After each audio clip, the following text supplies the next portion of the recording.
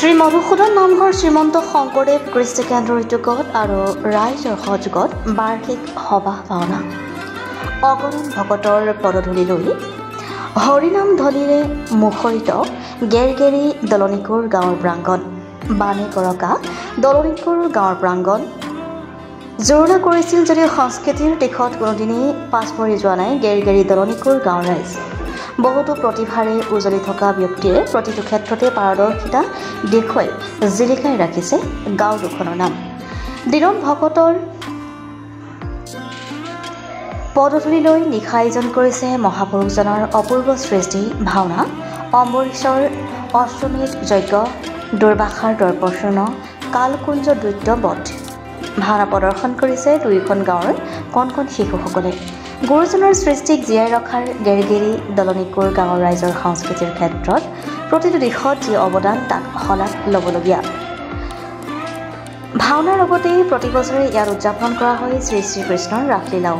ভকত সেৱাত প্ৰতি ৰৈ যাবলৈ দিয়া নাই ভকত সেৱাত ত্ৰুটি ৰৈ যাবলৈ দিয়া নাই মধুসূদন নামঘৰ ৰাইজে। ভকত সেৱাত প্ৰতি ৰৈ যাবলৈ দিয়া মধুসূদন নামঘৰ ৰাইজে। কি ৰৈ যাবলৈ দিয়ে হ'ব, লাষ্টৰ লাইনটো কাটি দিব। News desk report, reporter live Assam.